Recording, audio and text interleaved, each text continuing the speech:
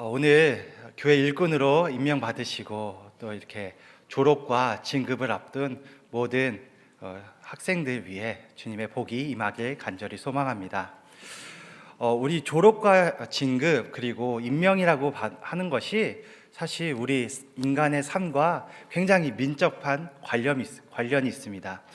왜냐하면 우리가 피해갈 수 없는 게 시간의 흐름이 있기 때문입니다. 우리가 한 살 더 먹는다라는 것이 가장 많이 느껴질 때가 학생 때가 아닌가 싶습니다. 물론 어른들도 한 살 한 살 먹어가는 게 굉장히 세월을 잡고 싶고 시간을 잡고 싶은 마음이 있지만, 특별히 이 졸업과 진급을 앞둔 이 학생들에게는 내가 벌써 이렇게 컸나, 내가 이렇게 변화의 시기에 당돌했나 라고 하는 그 생각을 갖게 하기 때문입니다. 사람에게는 누구나 이렇게 삶이 시작되고 생의 주기라는 게 바로 태어나면서부터 시작됩니다. 인간이 태어나자마자 유아기를 거쳐서 그리고 아동기, 청소년기, 그리고 성인기, 중년기, 장년기, 노년기를 이루는 이 아우르는 인간의 삶을 그 어느 한 명도 피해갈 수 없습니다. 시간의 흐름이 있기 때문에 우리는 늘상 이 시간의 흐름에 의해서 무언가 다른 변화의 시점을 맞이하게 됩니다. 오늘 교회 일꾼으로 임명받는 것도, 또 오늘 졸업하고 진급하는 것도 우리의 시간의 흐름 속에서 우리가 그 인간의 삶을 이 생애 주기에 맞춰서 살아가는 그 흐름 속에 있기 때문입니다. 오늘 그러한 인간 삶에 대해서 같이 함께 나누고자 하는데, 우리의 인간 삶이 이 생애 주기만이 있는 것이 아니라 하나님께서 주시는 특별함이 있습니다. 그런데 사실 사람이라는 게 사람을 어떻게 사람이냐라고 얘기하는 그런 학문이 인문학이라고 하는 학문입니다. 이 인문학을 통해서 사람들이 사람이 계속 알아가고자 고민을 합니다. 그리고 어떤 분야는 이 사람을 다른 것으로 규명하고 싶다 해서 규명하는 학문도 있습니다. 미국 일리노이 대학의 해부학 교수인 이 할리 먼센이라고 하는 박사가 사람이 도대체 뭘까 하면서 고민하다가 그가 전문 지식을 갖고 있는 이 해부학으로 사람이 어떤 사람인지 판단해 보고자 했습니다. 그렇게 내린 결론이 그가 사람을 화학성분으로 파악해 보면 어떨까라고 얘기했다고 합니다. 그래서 죽은 사람을 하나하나 분해해서 화학성분화 시켰습니다. 화학성분을 잘 모르는 사람들에게 잠깐 설명해 드리면, 우리가 뼈가 조금 더 튼튼해지기 위해서는 뭐를 먹어야 되냐면 칼슘이라고 하는 화학성분을 먹어야 됩니다. 그리고 나이 드신 분들은 여기 눈 밑이 이렇게 막 떨리는 상황이 있으시죠? 그때는 어떤 화학성분을 먹으셔야죠? 어떻게 잘하세요? 드시고 계시는 분들인가 봐요. 예, 이렇듯 사람에게는 이 화학성분이라고 하는 것이 우리 인체를 구성하고 있습니다. 그래서 이 먼센이라고 하는 박사도 이 화학성분으로 자신을, 또 인간을 알아가고자 했다라는 것입니다. 그렇게 해서 이 박사가 알아낸 것이 이 사람이 칼슘이 약 2.25kg이다. 그리고 인산이라고 하는 이 화학성분이 한 500g 정도 된다. 그리고 칼륨이 252g, 나트륨이 168g, 마그네슘이 28g, 철과 동이 28g 이하의 화학성분으로 이루어져 있구나라는 걸 발견했습니다. 근데 화학성분이라고 하는 이것을 통해서 사람이 사람됨을 다 말할 수 있습니까? 뭔가 이렇게 구분하니까 인간이 되게 하찮고 재미없어지는 존재로 느껴지게 됩니다. 그러면 인간이 진짜 화학성분일까요? 화학성분으로 인간을 다 설명할 수 있을까요? 라고 하는 질문이 우리에게 일어나게 되는 것입니다. 그저 돈의 가치로, 화학성분의 가치로만 따지면 사실 인간은 몇만 원 정도밖에 안 되는 존재입니다. 그런데 이렇듯 인간은 화학성분으로 다 설명하지 못하는 그 인간의 존엄성과 인간의 인간됨이 있다는 것을 우리는 생각할 수 있습니다. 그러면 도대체 성경은 우리 인간을 도대체 뭐라고 말씀하신가라는 것을 알아야 정말 인간이 존귀하구나, 정말 인간이 가치 있는 존재구나라는 것을 다시 생각할 수 있는 그 깨달음이 오게 됩니다. 오늘 성경은 인간을 무엇이라고 말하냐면 인간을 하나님의 형상이라고 말합니다. 창세기 1장 27절을 다시 한번 같이 읽겠습니다. 시작. 하나님이 자기 형상 곧 하나님의 형상대로 사람을 창조하시되 남자와 여자를 창조하시고. 여기 계신 분들한테 묻고 싶습니다. 내가 화학 성분으로 이루어진 사람이라고 얘기하는 것이 좋습니까? 아니면 나는 하나님의 형상으로 지음받은 사람이다 라고 말하는 게 좋습니까? 예, 당연히 그러셔야죠. 네. 화학 성분이라고 하니까 좋지 않게 느껴지기 때문입니다. 특별히 성경은 사람을, 인간을 하나님의 형상이다 라고 말하고 있습니다. 하나님의 형상으로 창조된 사람이라고 말하는 게 오히려 더 좋아 보이고 존귀하게 보입니다. 근데 제가 질문을 이렇게 하면 어떨까요? 학교에 가면, 직장에 가면, 또 친구들과 이웃을 만나면 내가 하나님의 형상을 닮은 사람이다 라고 말하는 게 편하십니까? 불편하십니까? 여기서 우리가 고민을 해야 됩니다. 진짜 하나님의 형상으로 지음받은 내가 이게 좋은 건지 밖에서 말할 수 있느냐, 그렇지 않느냐가 우리 그리스도인들로서의 정체성의 큰 변화의 계기점이 되기 때문입니다. 사실 하나님의 형상으로 창조된 사람이라고 말하는 게 우리 밖에서 얘기하기가 쉽지 않습니다. 교회에서 말하는 건 편하고 즐겁고 행복하기 그지없는데, 사실 이 교회 문방만 나가도, 요 앞에 버스 정류장만 나가도 야, 나는 하나님의 형상으로 지음받은 사람이다 라고 외칠 수 있는 교회 교인들은 몇 안 될 겁니다. 참 이 사회가 우리가 교회 다니는 사람을 별로 좋아하지 않고, 또 우리마저도 자존감이 교인으로서 뭔가 높지 않은 상태에 이르렀기 때문이 아닌가 생각해 보게 되는 것입니다. 이제 내가 하나님의 형상으로 지음받은 것이 참 좋은 것은 알겠는데, 이 좋은 것을 말하지 못하고 표현받지 못하는 오늘 여기 계신 우리 성도님들, 여러분들에게 이 말씀 드리고 싶습니다. 이 임명받고 졸업과 진급을 하는 내가 하나님이 오늘 하고 싶은 말씀은 꼭 내가 하나님의 형상을 닮아 존귀한 사람이다라는 것을 오늘 마음판에 새기시기 바랍니다. 내가 하나님의 형상대로 지음받았다라는 것이 좋다는 것을 알기 전 먼저 하나님이 나를 먼저 좋아하셨다라는 것을 우리가 알 필요가 있습니다. 내가 좋다라는 말을 하기 전 하나님이 나를 먼저 좋아했다라는 것입니다. 그래서 하나님은 창세기 1장에서 보면 무려 7번이라고 하는 표현이 좋았다, 좋았더라 라고 하는 표현을 사용하십니다. 창세기 1장 4절, 10절, 12절, 18절, 21절, 25절, 31절에 보면 하나님이 보시기에 좋았더라 라고 표현합니다. 숫자적으로 따지면 7인데 이 7은 성경에서 가장 핵심적인 숫자입니다. 왜냐하면 7은 가장 완전한 숫자의 표현으로 하나님이 사용하시기 때문입니다. 좋았더라, 좋았더라, 좋았더라, 좋았더라, 좋았더라, 좋았더라 하시고 마지막에 사람을 창조하시고는 뭐라고 하시냐면 심히 좋았더라 라고 말씀하십니다. 좋았더라는 이 한글 번역을 영어 성경으로 표현하자면 굿이라 라고 하는 영어로 표현할 수 있습니다. 그리고 마지막에 이 사람을 창조하시고 심히 좋았더라 라고 하는 표현을 영어로 하면 무엇인지 아십니까? very good이라고 하는 표현을 사용합니다. 하나님이 창조를 하시고 좋았다고 하시는데, 특별히 이 하나님의 형상대로 지음받은 이 사람에 대해서는 어떻다고 말합니까? very good이라고 말하는 것입니다.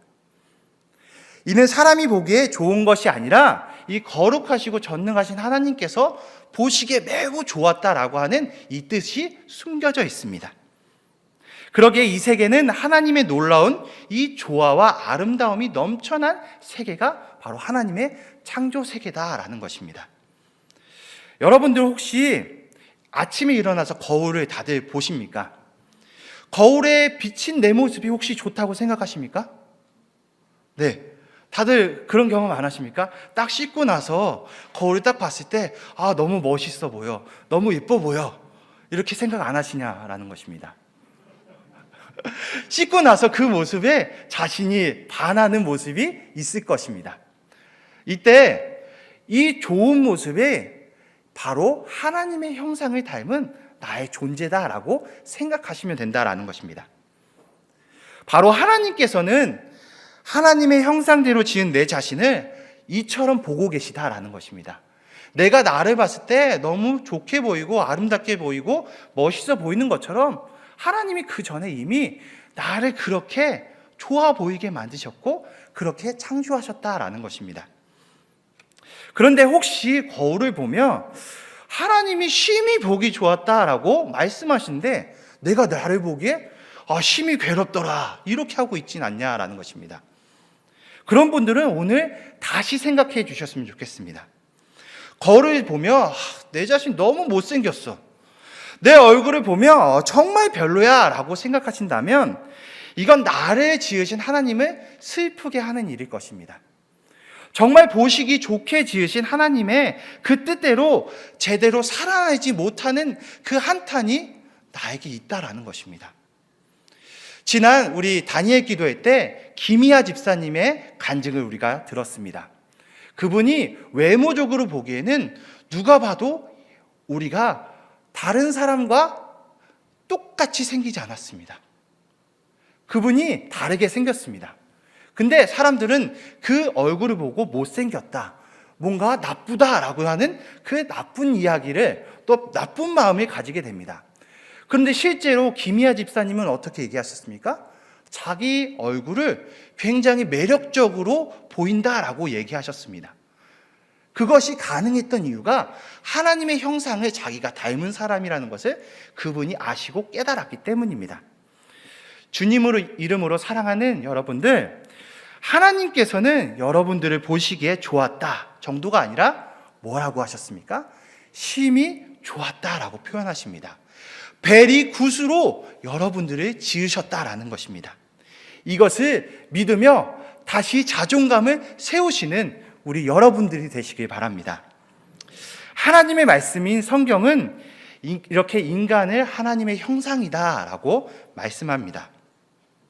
이렇게 대단한 존재로 나를 지으셨고 만드셨는데 세상의 나쁜 문화는 나를 그렇게 좋은 사람으로 표현하지 않는 것 같습니다. 오히려 나를 그냥 화학성분 취급하고 나를 그냥 고깃덩어리로 취급하는 이 나쁜 세상의 문화가 있다라는 것입니다. 그런 세상 문화에 여기 계신 우리 성도님들, 오늘 졸업하고 진급하고 임명받으신 분들은 뭐라고 얘기하셔야 되냐면 바로 나를 화학성분을 보는 이 세상아, 그리고 나를 고깃덩어리로 보는 이 세상아, 나는 존귀한 하나님의 형상으로 지음받은 하나님의 사람이야 라고 정면으로 반박하셔야 된다는 것입니다.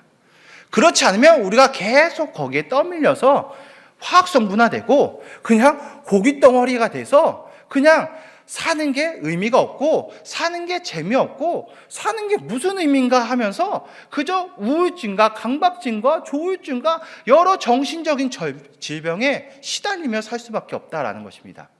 오늘 그것을 극복할 수 있는 단 하나의 비결이 있다면 하나님의 형상이 나에게 있다, 나는 하나님의 형상을 닮은 존재다라고 하는 것으로 극복할 수 있는 놀라운 영적 힘이 있다라는 것입니다.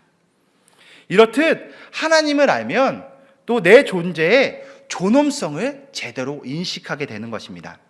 다른 어떤 말이 내 존재를 하찮게 여기거나 다른 어떤 말이 나를 비난해도 나는 그것에 반응하지 않습니다.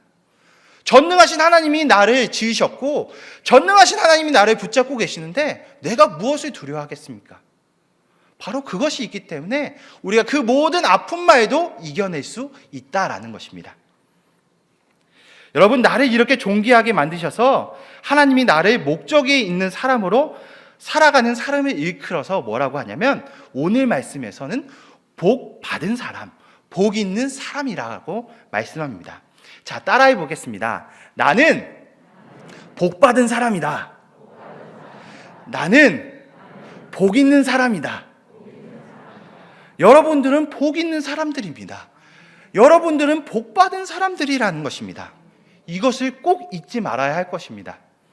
그런데 하나님은 이렇게 복 있는 사람, 복 받은 사람이 어떻게 살아야 되는지에 대해서 말씀하십니다. 그냥 받고 땡이 아니라 받고 그것을 어떻게 하느냐까지 하나님이 알려주신다라는 것입니다. 하나님께서는 이 복 받은 사람, 복 있는 사람이 어떻게 살아야 되는지에서 28절에서 이렇게 말씀합니다. 같이 한번 28절에 읽겠습니다. 시작. 하나님이 그들에게 복을 주시며 하나님이 그들에게 이르시되 생육하고 번성하여 땅에 충만하라. 땅을 정복하라. 바다의 물고기와 하늘의 새와 땅에 움직이는 모든 생물을 다스리라 하시니라. 아멘. 오늘 말씀 이 26절에서 28절에 보면 이 하나님의 그 뜻이 세 가지로 구분되는 것을 볼 수 있습니다. 이 26절에 보면 하나님이 먼저 계획을 하십니다. 그래서 하나님이 우리 형상을 따라서 사람을 만들자라고 하는 게 하나님의 계획입니다. 그리고 이어서 27절에 보면 그것을 실행하자. 계획을 세웠으니까 그대로 하자라고 하는 말씀이 27절에 있습니다.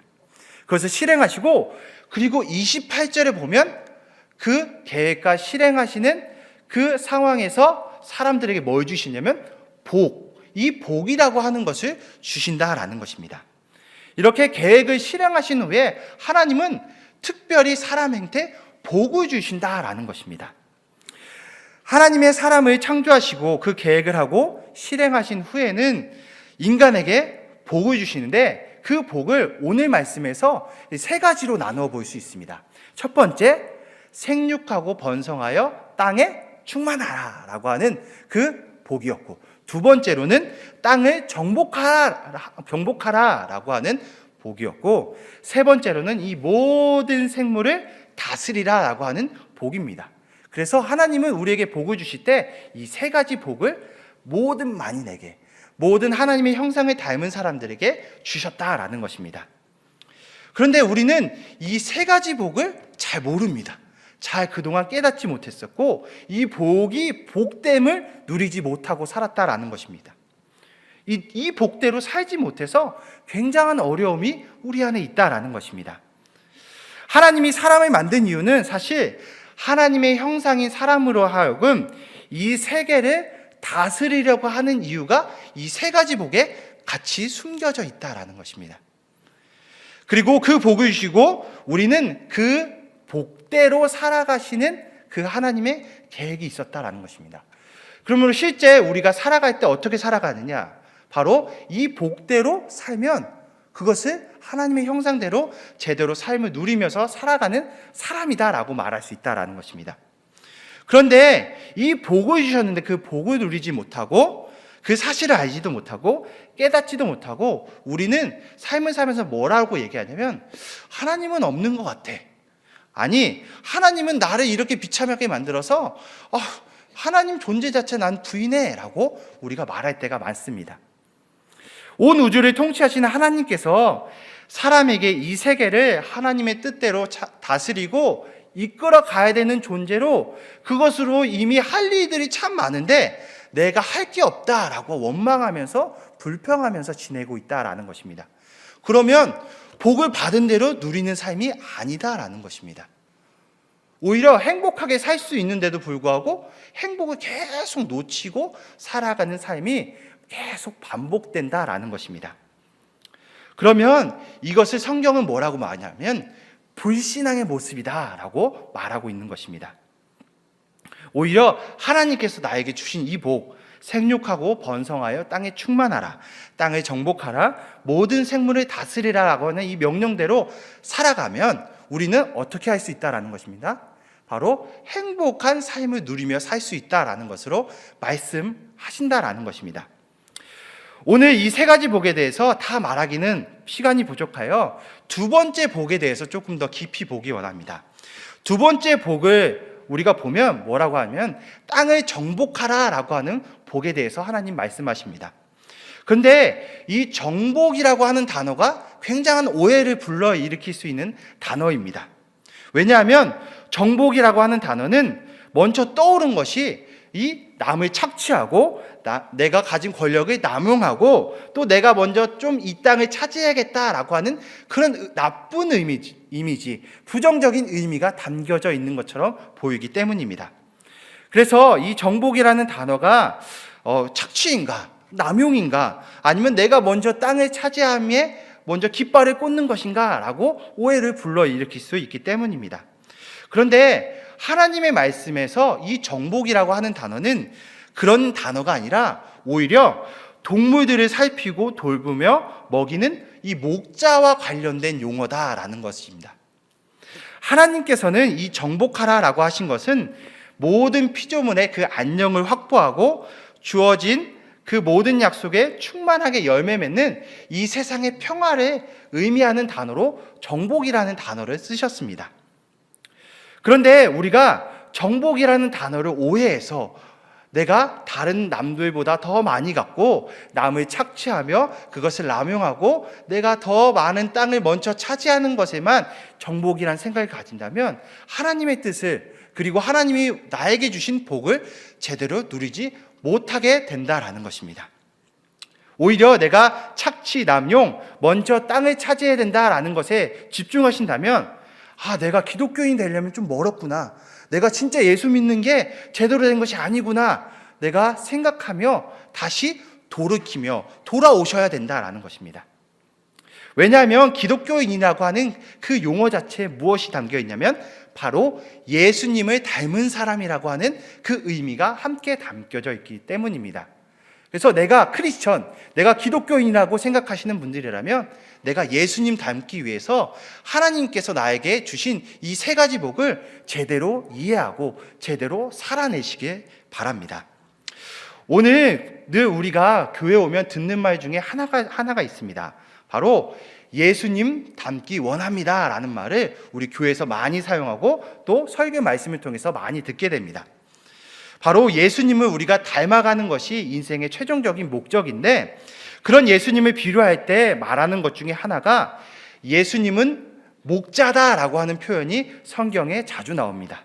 시편 23편 1절에 보면 여호와는 나의 목자시니 내게 부족함이 없다라고 말씀하시고, 또 요한복음 10장 11절에 보면 나는 선한 목자다라고 예수님이 본인을 가리켜서 목자됨에 대해 말씀하십니다.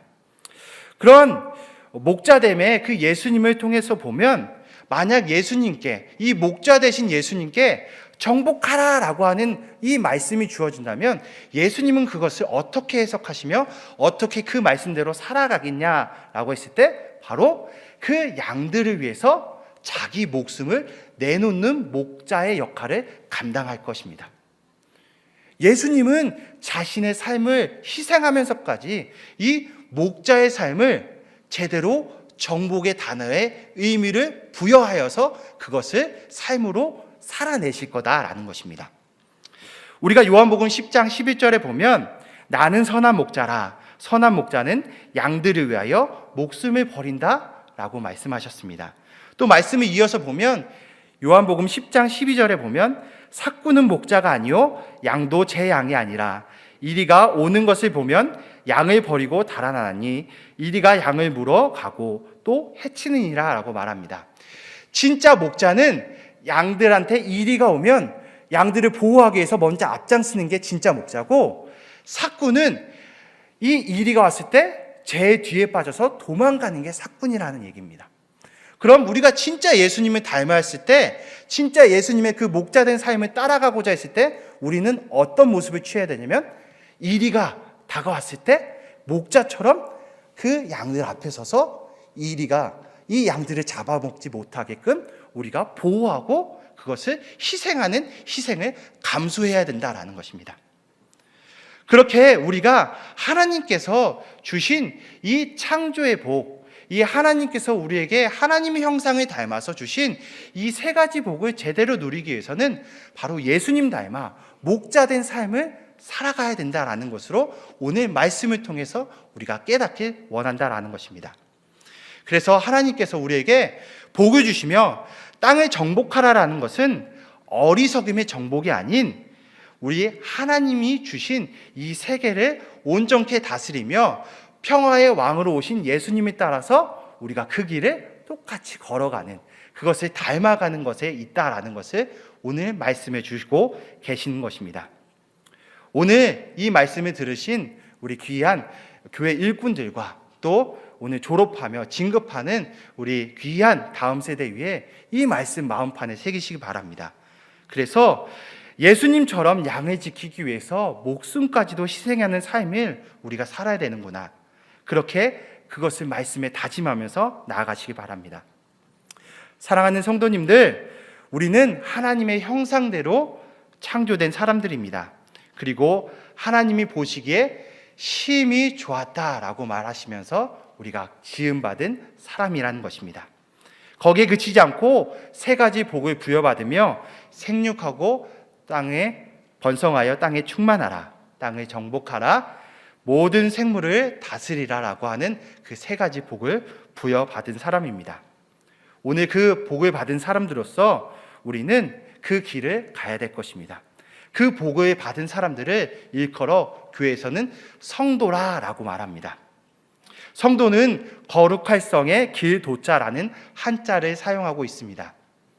그 뜻처럼 예수님을 닮아가는 길에 가는 사람들이라는 의미가 바로 성도다라고 하는 의미에 담겨져 있습니다. 오늘 이 복을 받은 여러분들이 바로 모두가 성도입니다.